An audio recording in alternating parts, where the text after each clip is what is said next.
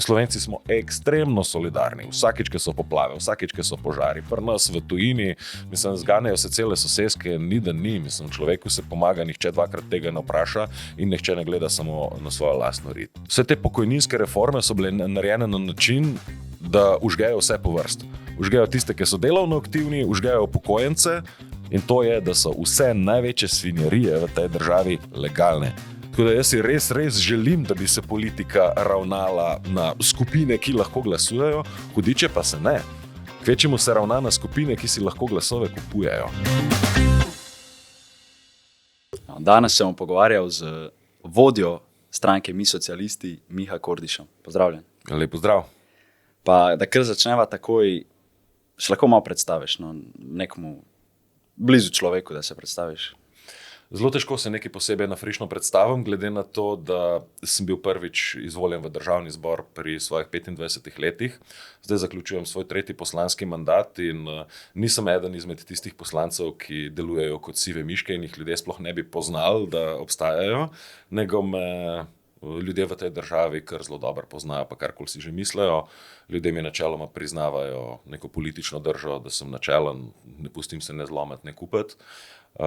Zagovarjam pa seveda socialistična stališča. Kapitalizem, ta nora tržna družba, ki jo imamo v tem trenutku, melje pred sabo vse živo, od ljudi do narave, zdaj nas vleče še v 3. svetovno vojno. In seveda, če se zelo glasno, zelo jasno in organizirano delovni ljudje temu ne zoperstavimo, bomo končali ne samo politično kariero tistega ali onega funkcionarja, ampak družbo in vse, kar nam je v družbi drago. Skje pa izhaja ta neka tvoja ljubezen do socializma, do te enakosti? Prej bi rekel, da izhaja iz ogorčenja, iz jeze nad krivicami, nad goljufijami, nad vsemi svinjarijami, ki jih človek gleda okrog sebe. To je bil nek socialni, etični čut, ki so mi ga privzgojili že starši. Potem je pa seveda skozi moje odraščanje, kjer sem bil totalen knjižni mol, še danes v resnici sem, zadobil teoretski politični izraz v obliki protikapitalizma oziroma socializma kot neke solidarnostne alternative, kjer v družbi vsi prispevamo po svojih zmožnostih in iz nje dobimo vsi po svojih potrebah, tako kot je treba in tako kot je tudi prav. A branje knjige je neka pomembna vrednota v svetu, kjer se to pač tudi izgublja z digitalizacijo? Sej, tvoje vprašanje mislim, da je že ponudilo odgovor. Ja, knjige ti po eni strani te gradijo kot človeka, ponujajo ti nek življenjski horizont, učijo te empatije, to, da znaš nositi kakšne druge čevlje, kot so samo tiste tvoje, in da vidiš še kaj drugega, kot samo slike 5 cm pred svojim nosom. In to je neka čustvena življenjska širina, ki pride z kulturo branja. Pride pa s kulturo branja tudi neka svetovna širina. Da imaš ti več pregleda po tem, kaj se dogaja v svetu, da znaš iti preko meja svojega plota in izven svojega balončka in preoprašati tudi svoja stališča. No, vse zadnje, pa te knjige opremijo z nečim, s čimer te internetna kultura, kot danes obstaja, nikoli ne mora, to je s konceptualnim razumevanjem sveta, kjer ni vse na instant, vse na prvo žogo, ni vse sam takole hipna zadovolitev, zdaj me pa nekaj prijel, grem pogledat nekaj smešnega za 20 sekund, 30 sekund je že za preveč pogledat. In tudi to je kvaliteta knjig. Daje ti skratka zmožnost mišljenja širine in na čustveni ravni, in na idejni ravni, in na konceptualni ravni. In s tem te umešča nekako korenini v svetu in ti daje orientacijo, in kaj je prav in kaj je narobe, in kako ne se v svetu ravnaš tudi sam kot oseba. Če želiš biti dober človek, recimo, ali pa če želiš biti politično zaangažiran. Kaj so te vrednote, ki v bistvu naredijo dobrega človeka? Jaz bi rekel, da je to vrednota solidarnosti. Prvo kot prvo. In v slovenski družbi se pozna, da je ta vrednota solidarnosti močno prisotna. Žal se pa v politiko ne prevaja. Država bi mogla biti nekak izraz ljudskega razpoloženja, ampak je, ker je država kapitalistična in dela samo za akumulacijo kapitala, dela samo za centre moči v tujini, zanje nabavlja orožje in tako naprej, pravzaprav vzpostavljena kot neko nasprotje tega, kaj si ljudje želijo, glede na življenjsko prakso, ki jo izkazujejo. In Slovenci smo ekstremno solidarni. Vsakič, ko so poplave, vsakič, ko so požari, pri nas v tujini, mislim, zganjajo se cele soseske, ni da ni. Mislim, človeku se pomaga, nihče dvakrat tega ne vpraša in nihče ne gleda samo na svojo lastno rit. In je to neka pristna ljudska kvaliteta, ki je pri nas še posebej doma. Ampak, ko gremo pa enkrat izven tega izrednega stanja, če tako rečem, pa pademo noter v redni režim kapitalizma, kot ga imamo, kjer se moramo pa pobijati med sabo za drobtinice iz mize kapitalista, pa malo z glavo nad vodo, pa malo z glavo pod vodo, nas, mislim, materialno in psihično nosi skozi življenje. Nimamo v bistvu niti kontrole nad tem, kdo smo, kaj lahko delamo, sem begamo okrog za to, da probamo plačati tisto najemnino, pa da mogoče ljudje pridejo do službe, non-stop so izpostavljeni nekemu pritisku, a bo šlo, a ne bo šlo, a so dorasli pričakovanjem do njih ali niso. Skratka, je pa institucionalna organizacija, družba pod kapitalizmom, nekaj popolnoma nasprotnega od vseh teh vrednot, pa vrlin, ki nas držijo skupaj kot ljudi, kot družbo in kot skupnost. Pa eno čisto tako filozofsko vprašanje. Kaj je v bistvu boljš? Neka čista enakost, torej neka komunizem, da uporabim ta izraz, ali pa čista meritokracija, torej da pač dobiš res to, kar delaš, kar si sposoben? Pa odvisno, kakšne merske enote uporabljaš. Meritokracijo, v redu, lahko rečemo, da živimo v meritokraciji, ampak kaj je tista mera, po kateri meritokracijo jemljemo? A je to res nujno materialno bogatstvo? Saj je to lahko tudi neko prepoznanje kakršnihkoli drugačne oblike. Ne? To, da si ti v skupnosti spoštovan, ne zaradi tega, ker si nagrmadil milijone pa vpljačkal vse sosede okrog sebe, ampak zaradi tega, ker si ljudem pomagal. Recimo, si se angažiral za to, da se je bolnišnica postavila. Zakaj ne bi bilo to prepoznano? Mogoče ta nek doprinos družbi. Družben doprinos, recimo. In tle bi rekel, da gre meritokracija z roko v roko z enakostjo pravzaprav.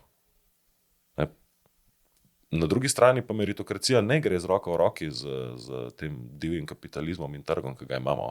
Zaradi tega, ker se meri ljudi po tem, koliko imajo, toliko, koliko imajo, pa ni odraz njihove sposobnosti. Kvečemo neke sreče v življenju, v vedno večjem obsegu pa tega, kje si se rodil, pa kakšne barve je tvoja koža. Kaj pa mladi? Kakšen imajo oni zdaj vtis na ta svet? Kaj pričakujejo? Kaj v bistvu? Česa se bojijo? Pa to pa ti meni povej. Ja. Jaz sem star že 36 let. Ko sem prišel ta prvič v parlament, sem se predstavljal kot predstavnik mlade generacije in sem bil še danes, upam, spregovoriti na vse ključne teme. Mislim, od prekarnosti, ki je še hujša, kot je bila 10 let nazaj, od stanovanjske stiske, ki je še hujša, kot je bila 10 let nazaj, od psihičnih stisk, ki so še hujše, kot so bile že 10 let nazaj. Ampak specifike tega je pa pravzaprav vprašanje, ki mora biti z moje strani namenjeno tebi.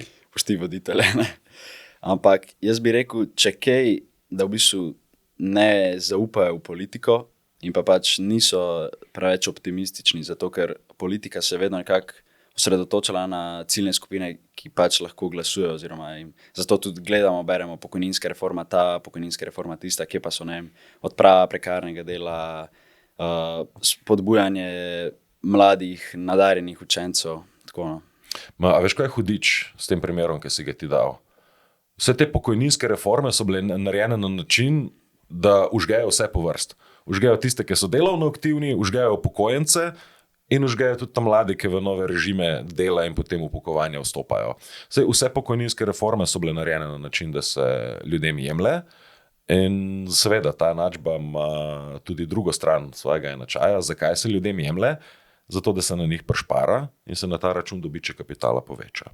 Oziroma v primeru te zadnje pokojninske reforme, zato, da ima država več denarja, ki ga bo metala v nabave orožja za interese NATO pakta. Tako da jaz si res želim, da bi se politika ravnala na skupine, ki lahko glasujejo, hudiče pa se ne. Kvečemu se ravna na skupine, ki si lahko glasove kupujejo.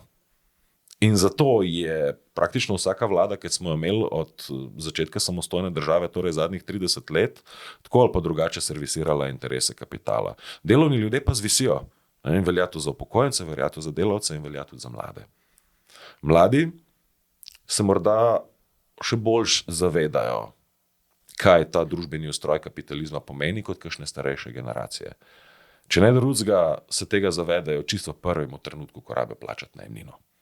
In naslednjice tega zavedajo, ko probajo priti do joba, pa imajo na voljo samo ene šite opcije za nič plače, če do joba sploh pridejo. Ali so pa celo prisiljeni v neke prekarne oblike zaposlovanja.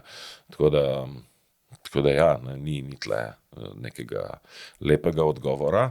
Razen ene temeljne modrosti, ki sem se jo naučil tekom svojega političnega udejstvovanja in na ulici in v parlamentu, pač kjerkoli, jaz sem dolgoletni aktivist, faks smo zasedli vse te stvari. Ja, neka umazana skrivnost, ki bi jo morali mladim ljudem predočiti, po mojem, že v prvem razredu osnovne šole in bi jo lahko vzeli kar za kredo kakršnega koli aktivnega državljanstva. In to je, da se družbeni problemi rešujejo samo, če ti iz njih delaš politični problem. Samo zato, ker ti je nekdo nekaj obljubil na volitvah, se prav gotovo ne bojo. In vsak župan to ve. Zakaj to malo karikiram, ampak ni neresnično, ker bo dobil od države denar za tisto cesto, šele potem, ko bo res znoril in jo bo skupaj s svojimi občani zaprl, pa čist nič prej.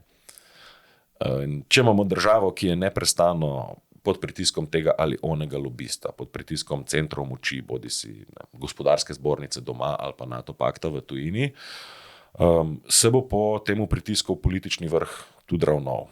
Se pravi, na nas kot na delovnih ljudeh, vseh generacij, vseh statusnih oblik in tako, pa je, da se dosti dobro organiziramo, da smo bolj zoprni, bolj tečni in da močnejš pritiskamo, kakor pritiskajo strukture moči.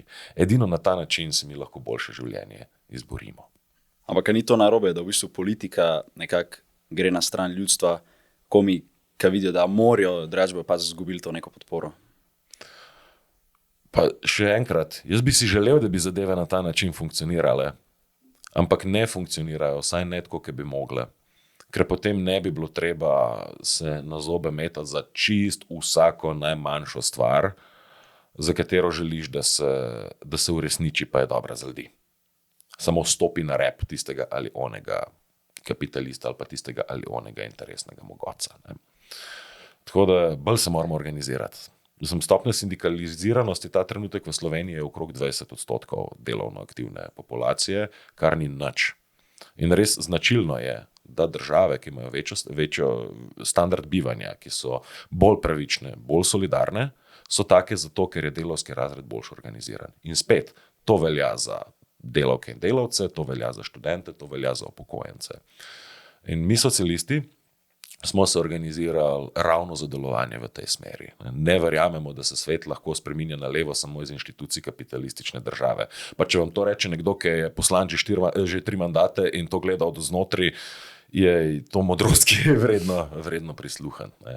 Ne, direktno ljudje se moramo organizirati zato, da lahko pritiskamo na tiste v družbi, ki imajo v svojih rokah škarje in platno. Kar pa niso samo politični funkcionarji, ampak so tudi njihovi multimilijonarski prijatelji. Katera država bi nam morala biti zgled? In zakaj? Jaz mislim, da imamo 1001 primer dobre prakse, bodisi v državnih politikah te ali one države, še bolj pa kar se tiče ljudskega organiziranja in družbene solidarnosti, ki prihaja od spodaj. Tako da ni enega modela ene države, so pa dobre prakse, ki se jih lahko vzame iz enega in iz drugega konca. Recimo, en tak konkreten primer, Slovenija beleži zelo velik razvojni zaostanek, ker se praktično celo gospodarstvo razvija na podlagi neprestanega nižanja davkov za kapital, neprestanega uničevanja delavskega standarda, odstreljevanja okoljskih varovalk in tako naprej. In zato smo se spremenili praktično v kolonijo za nemške avtomobilske koncerne. V podobnem strukturnem položaju, v globalni delitvi dela, je bila ne tako dolgo nazaj tudi Kitajska, pa se je postavila nazaj na noge. Zakaj? Ne zaradi tega, ker je gromozanska, ampak zaradi tega, ker je državna politika rekla, mi se ne bomo šli po divjanega trga, mi bomo zavestno usmerjali družbeni razvoj, zato da splezamo ven iz te lukne podrejenosti zahodnim centrom moči, v katero smo padali, in jim je uspel. Danes postajajo počasi že številka 1 velesila. In čeprav jim ne moramo lih reči, da so socialistična država ali pa nekapitalistična država, Je pa vendarle jasno, da oni pri svojem družbenem planiranju, kjer ni trg in kapital tisti, ki diktira vse, upoštevajo tudi družbene cilje. Med drugimi bolj in bolj upoštevajo tudi potrebe omejevanja izpustov, varovanja okolja in preprečevanja, tudi prilagajanja na podnebni zlom. Kaj pa zdaj, da pustimo malo te bolj resne teme za nama, pa prej so menil, da ste zasedli faks. Kaj je bilo s tem?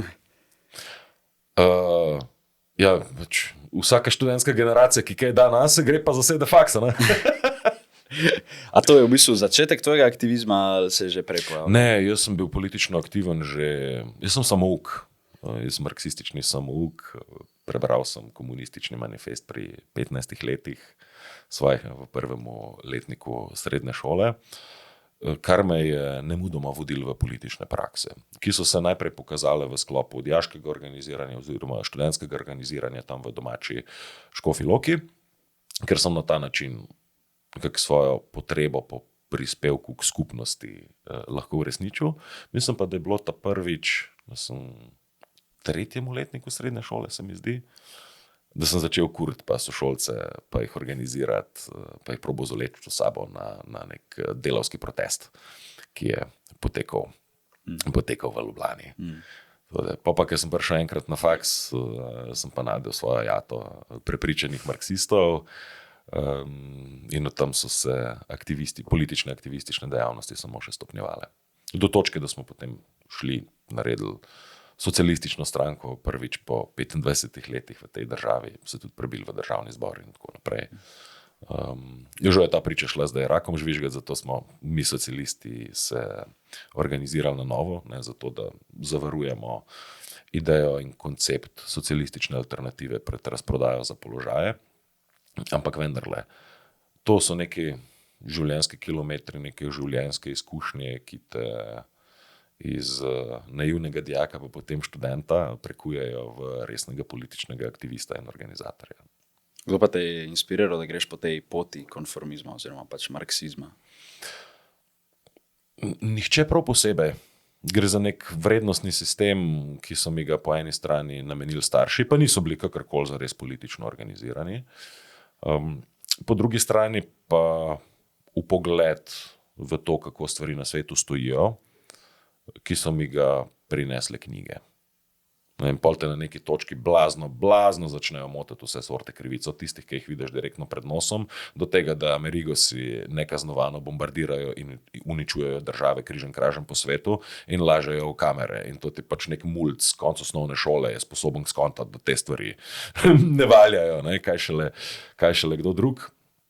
In ko se ti ta gnev nad vsemi temi krivicami in izkoriščanji toliko dolg časa nabira, je samo vprašanje časa, kdaj bo prekipel in se bo prelevil v nekaj politično potentnega, v neko silo, v neko zmožnost pa angažma, zato da se ta grd svet kapitalizma, ki ga imamo, zamenja z nečim lepšim in človeku prijaznejšim. Kdo pa ti vedno stal ob strani na tej poti? Starši so so me starši podpirali, ne glede na to, kaj sem se v življenju odločil. Tudi takrat, ko smo faks zasedli smo ga zaradi neprestane komercializacije visokega šolstva, od slabega socialnega položaja študentov do uvajanja bolonjske reforme in še, zdaj, da ne grem na specifike, samo te zdaj študenti imajo iste probleme, no, kakor smo jih imeli mi takrat. Zakaj zdaj to omenjam? Zato, ker sta za eno večerjo moja ta stara dva poskrbela. Sta doma napekla, nakuhala, sta nam prinesla in sta za celo kopico študentov, ki smo faks zasedali, poskrbela in sta nas nahranila. A to je v bistvu temeljna funkcija staršev, da podpirajo, da pomagajo? Pa jaz mislim, da je temeljna funkcija starša to, kar se v familiji zmenijo, da je temeljna funkcija starša. Jaz si pa predstavljam, da je to, da poskrbi najbolj, kakor po svoje zmožnosti lahko, da naslednja generacija zraste, pa da ima boljše možnosti, kot jih je prejšnja generacija imela. Ne. Sam je hudič, včasih je bilo to veliko lažje zagotoviti, mislim, lahko si bil priden, si delal, pa ti je družba omogočala neko možnost in kariernega napredka, razvijanja svojih potencialov, ta možnost je zdaj zaprta. Da ti boš priden, pa boš delal, zakaj? Zato, da bo imel šel tvoj šef noga Ferrarija. Ja, hvala lepa, vozi. Ne? Vozi Ferrarija, ne? Ja, pa da te ne vidim. Yeah. Kaj pa, kako gledaš na socialna mreža pa umetno inteligenco? Lahko se dotakneš enega od tega dvojega zdaj. Ja, za začetek sem nas potaknil na to, da big data ni umetna inteligenca. Se to vsi vemo, sam toliko zelo mi gre v nos, da se to množično zbiranje in obdelava podatkov markira kot umetna inteligenca, da moram to na glas povedati. No. V tem vidim nek tehnološki napredek, ki gre lahko zelo v družbeno dobro, lahko pa samo stopnjuje izkoriščanje, ki smo mu že podvrženi. In točno to se v tem trenutku dogaja. Ni pa ta tehnologija še toliko razvita, da bi zares lahko bila produktivna, zato se balon AI-ja kar napihuje in malo zgleda, da je samo še vprašanje časa, kdaj bo to počel in bo to sprožil za naslednjo gospodarsko krizo kapitalizma. Sej, krize se pa dogaja na vsake 5 let. Mislim, kakor imamo opravka s tem kapitalizmom, hujše križe postajajo in ne zgleda, da se kadarkoli sploh končajo. V tem trenutku smo soočeni z večplastno krizo kapitalizma, pa kar se ne neha, pa kar na novo se zadeve nalagajo. Mislim, prvo kot prvo, militarizacija svega in svašta, ki zdaj poteka tudi v Evropske uniji. Zakaj? Zaradi tega, ker zahodni kapital izgublja nad oblast nad preostankom sveta, zaradi toho, ker se Indija uspenja, ker se Kitajska uspenja in tako naprej. Države globalnega juga so se začele postavljati na svoje noge in začele omejevati vpliv in izkoriščanje iz Zahoda. In ker se ta zlati stol zahodnega kapitala trese, je pripravljen braniti svoje privilegije tudi z oboroženimi sredstvi. Zato nas zdaj toliko hujskajo s frazami, da nas Kitajska ogroža, pa da nas Rusija ogroža in nas poskušajo prepričati v to, da naj izrežemo socialno državo, namesto tega pa gradimo fabrike orožja, zato da se bomo šli vojne. Ampak ta logika ni logika posameznih političnih voditeljev, ampak je temeljna logika kapitala in kapitalizma, ki je zapet v medsebojni konkurenčni boj in tu si seveda ključne zahodne kapitalistične sile želijo zagotavljati svoj življenjski prostor, svoje surovinske baze, svoje trge, kamor njihove korporacije lahko prodajajo izdelke z, kakor sem rekel, z oboroženimi sredstvi. Hrbtna stran tega norega investiranja in pravzaprav prožanje krize militarizma je pa kriza podnebnega zloma, kjer se zdaj spet že leta in leta politični vrh dela, kot da problem sploh ne obstaja. Če mi moramo družbo razogličiti, moramo jo postaviti na okoljsko vzdržne temelje, ker v tem trenutku ni. Ampak nihče več o tem ne govori. Mislim, še Evropska komisija, ki je imela plane za to, jih je zdaj odstrelila, pa sredstva prelila rajš v orožarske programe. Podnebni zlom pa nas realno ogroža za razliko od nekih tujih držav. Mislim, se začenjajo hujši simptomi tega kazati tudi doma. Se nam vsak let pol države potone ali pa pol države pogori. To so posledice podnebnega zloma. To niso kar naravne nesreče, ki pridejo kar tako. In mi bi se mogli resno investirati v to, da se rešimo odvisnosti od neprestanega grabljenja kapitala, ker ta institucionalni gon medsebojnega tekmovanja, kjer moraš ti zbirati kapital na kupček, ali boš pa propadel, ker ga bo konkurenca zbirala, res blokira kakršnekoli poskuse resne korenite družbene reforme, ki bi jih potrebovali, zato da marš v podnebni zlom ustavimo. Zaradi tega še kar naprej proizvajamo rekordne količine izpustov. Zaradi tega še kar naprej firme svinjajo okolje, čeprav tega ne bi smele. Ne? Tako da tudi to neukrepanje proti podnebnemu zlomu ni zgolj napačna politična odločitev, ampak je pravzaprav ugrajeno noter v logiko kapitalizma. Tretji obraz krize kapitalizma, vse splošna draginja. Pač v zadnjih parih letih so šle gor cene za osnovni živil in to za 1/3. A delavske plače to dohajajo? Ne. A študentske, a štipendije to dohajajo? Ne. A penzije to dohajajo? Niti približno. In ta draginja se res hudo pozna na vseh aspektih človeškega življenja. Mislim, med drugimi tudi na višini najemnin, tega, da ljudje ne morejo priti do stanovanja, medtem pa kapital, sploh trgovine pa banke, beležijo rekordne dobičke znova in znova. In to ni nek samo fenomen v Sloveniji, da samo v Sloveniji pada kupna moč delovnih ljudi, povečuje se pa moč in obseg dobička kapitala, to je prisotno križem kražem na zahodu in je postalo tako zelo akutno, da res govorimo o krizi. Mislim, folk ne more normalno preživeti. Dela non-stop, ne more normalno preživeti. Potem je tu četrti obraz krize kapitalizma, privatizacija javnega zdravstva, ki zdaj poteka že 30 let pri nas. Zadnjih 10 let je dobila še poseben podaljšek, no zdaj smo počasi v zadnjih raztežajih, ki nam demontirajo javne bolnice, pa se razne privatne firme priklapljajo na privatne finance, javne finance, zdravniki dvoživki ustvarjajo čakalne vrste in nikome ništa. Mislim, zdravniški lobij se je tako zelo ukrepil, tudi kapitalsko, dobil je tako zelo veliko moči znotraj našega zdravstvenega sistema, da lahko dobesedno izsiljuje in za talca jemlje paciente, ta javni zdravstveni sistem, celo državo, zato da se reže bistveno večji kos pogače, kot bi mu dejansko pripadal. In se ukvarjajo s tem, kako se na ljudeh zasluži, namesto da bi se ukvarjali s tem, kako naj se ljudem pomaga. In potem še peti obraz krize kapitalizma, ki ga zelo čutimo pri nas, sem ga pa že prej omenil, in to je razvojni zaostanek. To je to, da mi nimamo med sebojno povezanih gospodarskih verig, ki bi se lahko oplajale, ki bi proizvajale multiplikatorje pri nas v družbi, ampak v osnovi vrednost, ki se tle ustvari pri nas, teče v neke tuje korporacije, realizira se v bilančnih dobičkih bank v tujini in tako naprej. Ljudje pri nas, ki to ustvarjajo, pa od tega nimajo praktično ničesar. Ne. In tu mora poseči država, zato da gospodarstvo postavi nazaj na razvojne temelje. To pa naredi tako, da ključne gospodarske verige reši diktature kapitala in diktature tujih centrov moči. V osnovi država mora nacionalizirati vso ključno infrastrukturo. Mislim, to, da mi kot država nimamo v svojih rokah ene sistemske banke, s katero bi lahko usmerjali gospodarstvo, je popolnoma noro.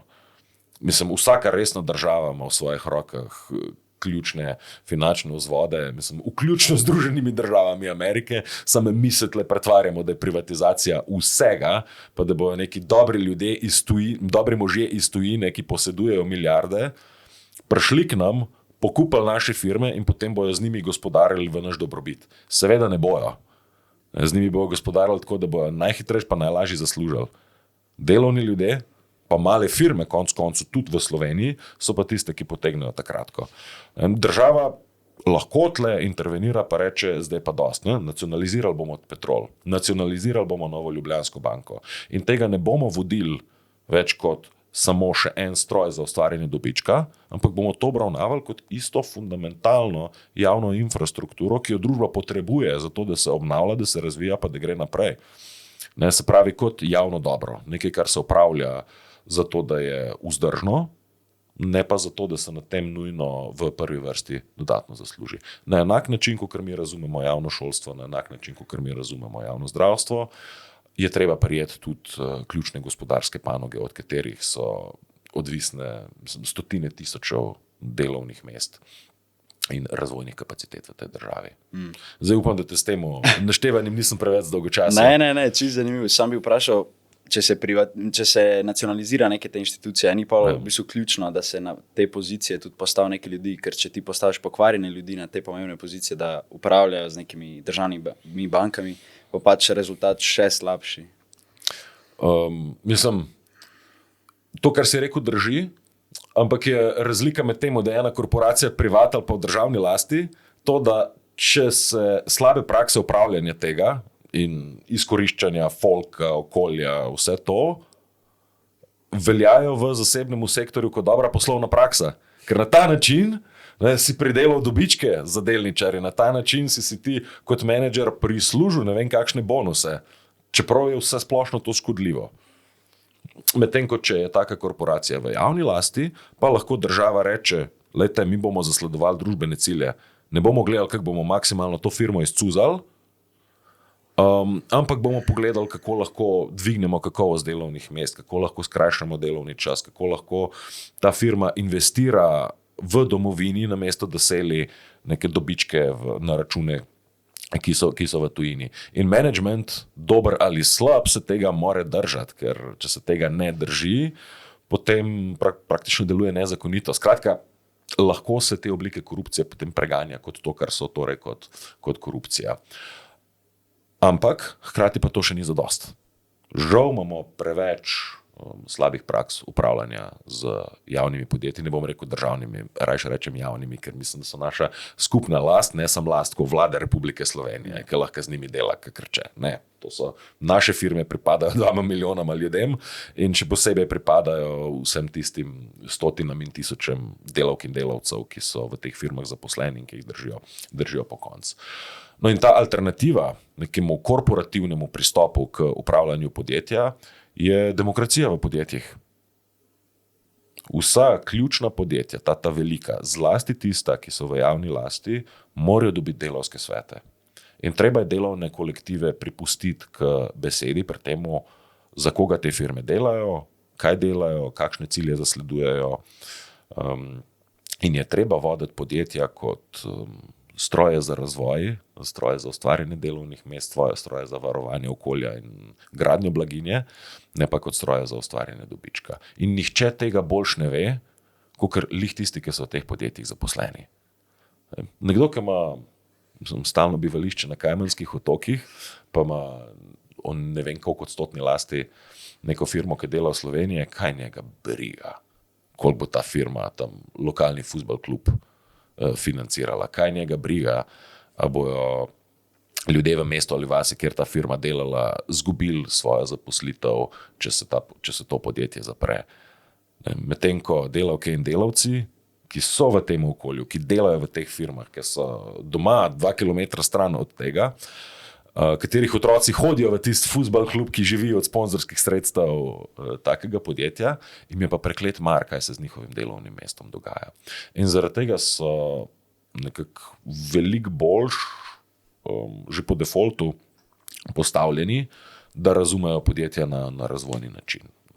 Njim je zaradi tega treba dati besedo, kako se bojo te firme furale. Seveda pa to ne gre brez tega, da se izpelje projekte usposabljanja, da ljudje znajo brati bilance, da znajo brati poslovne strategije in tako naprej.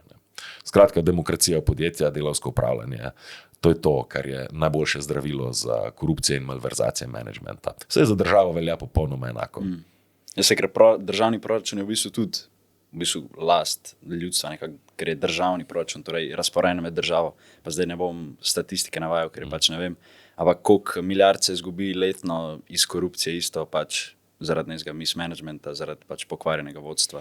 Mislim, Transparency International redno, ne glede na politične okoliščine, razpolaga številko 3,5 milijard evrov. Ampak to mislim, da je tako malo narejeno po odokativni metodi, ker ni nikoli podprto s čimerkoli konkretnim. Je pa na drugi strani resnica še veliko bolj žalostna od te velike številke. In to je, da so vse največje svinjarije v tej državi legalne. Vsa največja korupcija je ne razumemo kot korupcijo zaradi tega, ker je legalna, ker je legalizirana korupcija. Ker kaj je korupcija po definiciji? To je vdor zasebnega interesa v javni interes. To ne ohranimo našega skupnega dobrega, ampak da nekdo ali nekaj parazitira na tem skupnem dobrem za svojo lastno korist. In praktično ni večje zadeve v tej državi, ki ne bi delala za zasebne interese običajno kapitala. In kaj pa je drugega kot korupcija? To, da nas je ta vlada podpisala pod 4 milijarde evrov na leto za NATO pakt, kar gre seveda na račun blaginje državljank in državljanov v domovini, da mi kupujemo orožje tam za neke ameriške vojne. In je to narejeno samo zaradi interese nekega zahodnega kapitala, za interese tujih vojaško-industrijskih kompleksov, ki na račun našega denarja delajo biznise. Skratka, to ni nič drugega kot korupcija, ker javnega dobrega ne zasleduje na noben način, pač pa to naše javno dobro uničuje. ker vsak evro, ki ga bomo vrgli za to zahodno militarizacijo in netenje konfliktov po svetu, ki jih zganja NATO pakt, je evro, ki je izgubljen za šole tle pri nas, je izgubljen za stanovanja, je izgubljen za razvoj, je izgubljen za zdravnika. Pa to je samo en primer, praktično ni družbenega področja, ki ga ne bi prijel v roko in bi se pokazala ista slika. Tako da, kakor sem rekel, vse največje svinjarije v resnici so legalne in številke so strašljivo večje, če korupcijo razumemo vsebinsko, ne legalistično, so ful večje, kot je samo 3,5 milijarde evrov na leto. Ja, se kar veliko se tudi porabi za neke pač brezvezne stvari, kot si rekel. Je točno to. Več, ko gre ven iz Slovenije, pač manj ostane za davkoplačevalce. Točno to. Jaz sem raje besedo državljani, pa državljanki, kot davkoplačevalce. Ja, pa mogoče je v bistvu nas še najbolj mene ne, ker nisem državljan, davkoplačevalce, državljan sem, to, da nekako ti plačuješ, torej imaš neke prispevke in za šolstvo, in za zdravstvo, in za nasplošno za vse. Ampak teh storitev pač ni. Ti plačuješ prispevke za javno zdravstvo, pa vsem rabiš iti privatniku, ker pač javno zdravstvo, čez 3 leta boš imel operacijo, preživel boš pa sem še 1 mesec. No in točno tle je posredi korupcija. Pa ne tista korupcija plave kuverte, kot nam jo običajno razlagajo, pa tisto, da dobavitelji zaračunavajo previsoke cene. Ampak legalizirana korupcija. Zakaj pacienti ne pridejo do oskrbe, ko jo rabijo? Pač za začetek je treba vedeti, da imamo mi v tem trenutku 1500 zdravnikov več v našem zdravstvenem sistemu, kot smo jih imeli dobrih 10 let nazaj. Imamo tudi, mislim, da 1/3 več denarja, kot smo ga imeli v zdravstvenem sistemu še dobrih 10 let nazaj. Ampak število posegov, operacij, oskrbe nudene, se je pa zvečalo samo za 10%. Skratka, mi imamo več kot tretjino več resursov, ki gre v to, oddelanega je bilo pa jedva za 10% več. Kam je šla ta razlika? Zato rabimo pogledati pa še ta drugo številko. V tem istemu desetletju smo dobili 800 zdravniških firm, privatnih firm, SP-jev, DOO-jev, več, kot jih je bilo prej. In njihovi dohodki so zrasli za 80% v primerjavi s tem, kar je bilo prej. Vse to popolnoma legalno. Koncesije so podeljene legalno, financiranje iz javnih sredstev gre k privatnikom popolnoma legalno in dvoživke, ki so zaposlene v javnih bolnicah, pa bi mogli delati paciente, delajo zraven še v privatnih klinikah popolnoma legalno. In vsi ti prijemi, kar želim pač povedati, je, ne, da se ta privatizacija zdravstva, ki se nam dogaja, je više manje legalna. In podaljševanje čakalnih vrst je posledica tega. In zato ljudje ne pridejo do zdravstvene oskrbe, ker je tam zdravniški lobby narejen za to, da samo izdolbe našo javno zdravstvo in prekanalizira sredstva, ki bi mogla servisirati državljanke in državljani, ki potrebujejo zdravstveno oskrbo, v svoje lastne žepe. In zato so pripravljeni paciente tudi pustiti čakati v čakalni vrsti v javni bolnišnici, samo zato, da sebi zagotavljajo biznis kot privatniki. Pa zdaj še pred konc, kako gledaš nase, tako pred 10 leti, 15, ko si začel politično kariero, pa zdaj? Zdaj bom probal najbolj boomersko stvar, ampak dejansko res verjamem v to, ki sem se bil prisiljen naučiti. Jaz si dostakrat zdaj rečem, da nisem več toliko pameten, da bi mislil, da vse vem. Nisem več toliko mlad, da bi mislil, da vse vem. Ampak to je neka izkušnja, ki pride s kilometri s tem, ko greš ti po svetu. Mislim, če bi se jaz, Miha Donc, pogovarjal z Mihom, ki je bil star 25 let, mater sam šamar je bil talo, ki je bil pameten, kar radio, pa mislil, res, da vse ve. Zdaj pa pač vem, da sem bil tam malo bučko. Ampak mislim, da to velja generalno za vse ljudi. Skozi odraščanje sam lahko upaš, da boš na neki točki postal tako pameten, da ti sfane, da mogoče je pa fajn še kakšnega druga poslušati, kot samo samega sebe in naučiš se ceniti neko življenjsko modrost, ki pride z leti in potem tudi prisluhneš življenjskim kilometrom drugih ljudi, ki so starejši od tebe in znaš njihove besede in nasvete tudi si vzeti k srcu in jih razumeti. Pa še kakšen dober nasvet za mlade? Sam ne sedati. Vrnil bi se k temu. Družbeni problemi se rešujejo samo, če delaš politične probleme. In v tem svetu kapitalizma, ki je narejen samo zato, da stre ljudi, da jih stuče, da jim vzame vse žive priložnosti, se ne moreš boriti kot posameznik. Lahko se boriš samo skupaj s človekom levo od tebe, s človekom desno od tebe, ker smo vsi v istem sranju. In tako smo se ob neki priložnosti tudi mi socialisti opredelili. Mi socialisti smo mi, ki smo v istem sranju. Tako da pejte pa delite probleme. Pa ne se pustiti prepričati nobenemu, ki vam reče, da to ni v redu. Edin, če delamo probleme, lahko karkoli spremenimo. Edin, če delamo probleme, bomo eventualno lahko prišli do stanovanja, bomo preprečili podnebni zlom in bomo preprečili to, da nas nori politiki in njihovi kapitalistični prijatelji zlečejo na fronto. Delajte probleme. Evo, pa še smo pripravili 12 hitrih vprašanj, če ti je v redu. Čim hitreje, čim bolj originalno, kot vedno rečem, pa sam izstrel, kar ti pade na pamet. Evo, kaj je tisto, kar o vas še vedno govorijo, pa v resnici ne drži? Malo bolj umirjen sem ratal. Ja. Nisem več toliko popadljiv, kot sem bil včasih, kar gre z roko v roki s tistim, kar sem prej rekel. Da nisem več toliko mlad, da bi mislil, da vse vem. In sem se naučil ne v vsakemu, ki politično mogoče malo gleda drugačne stvari, videti smrtnega sovražnika. Ampak sem ugotovil z življenjskimi izkušnjami, da smo ljudje, nismo črni, nismo beli, ampak smo ponovadi različnih odtenkov sivine. Kaj ste na svoji politični poti najbolj ponosni? Na to, da se nisem pustil.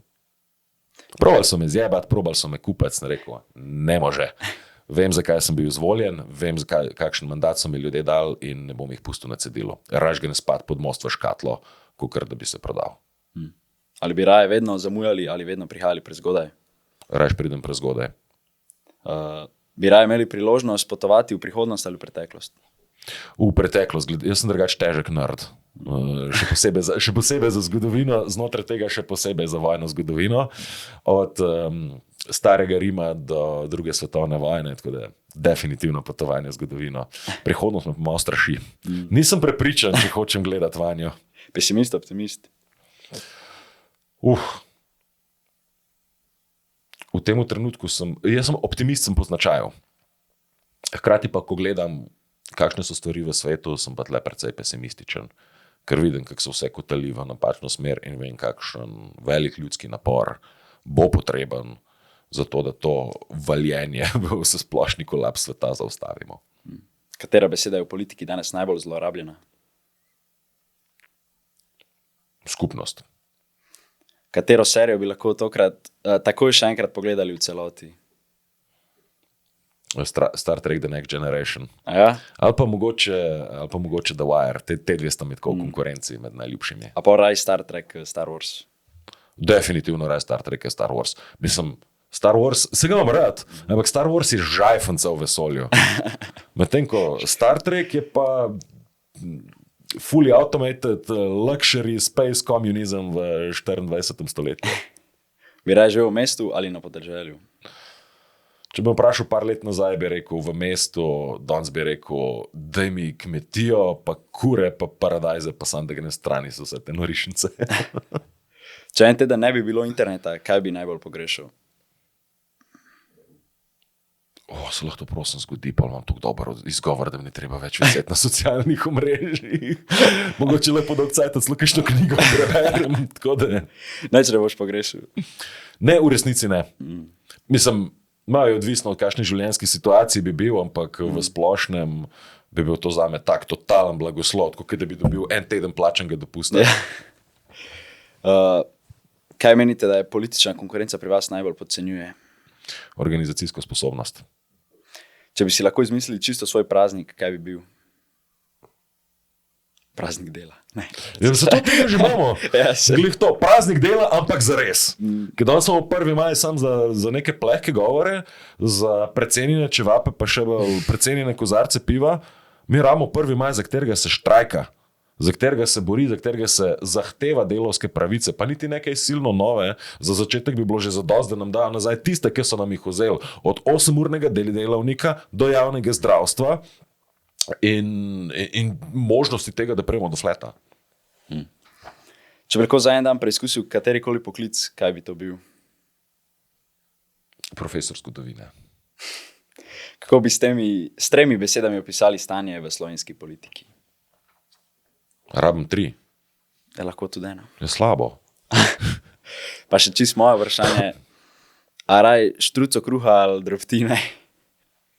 Mi socialisti smo mi, ki prihajamo, da si bomo vzeli štruce kruha in jih vrnili ljudem, ki so ta kruh najprej zrasli na nivi, potem žito zmleli in na koncu ga spekali. Ampak od njega imajo danes samo drobtine. Mi imamo dosti tega,